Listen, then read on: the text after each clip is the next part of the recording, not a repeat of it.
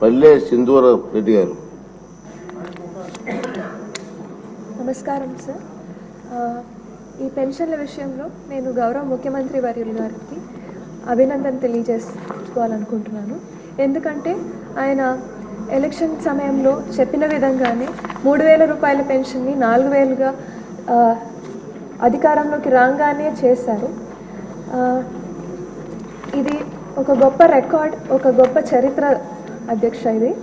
ఎందుకంటే ప్రతి నెల 1వ తారీఖునే దాదాపు 65 లక్షల కుటుంబాలకి 4,400 కోట్ల రూపాయలు తూచా తప్పకుండా పొద్దు కొనికే లోపే ఇస్తున్నామంటే ఇది వేరే ఏ రాష్ట్రం కూడా మన దేశంలో ఎక్కడ కూడా జరగని విధంగా జరుగుతోంది. ఇది నిజంగానే ఒక రికార్డ్ సృష్టించారు ఆయన ఇందులో. కాబట్టి నేను మన ప్రభుత్వాన్ని మనస్ఫూర్తిగా అభినందిస్తున్నాను. ఇందులో వైసీపీ ప్రభుత్వం గత 5 సంవత్సరాల్లో మన టీడీపీ కార్యకర్తల మీద కక్ష కట్టి చాలామందికి రావాల్సిన పెన్షన్ని తొలగించడం జరిగింది. మనం ఎన్నికల సమయంలో చాలామందికి హామీలు ఇవ్వడం జరిగింది అధ్యక్ష.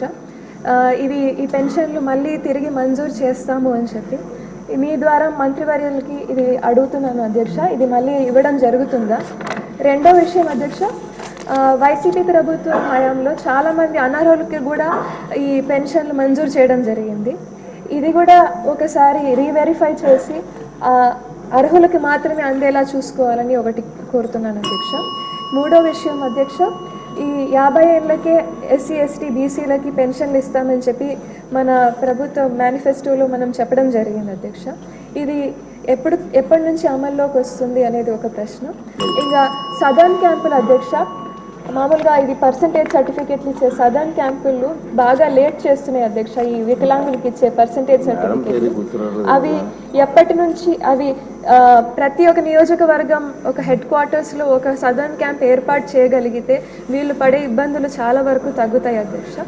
ఈ ప్రశ్నలందరికీ మీ ద్వారా మంత్రివర్యులు సమాధానం చెప్పాలని కోరుకుంటున్నాను. మేడం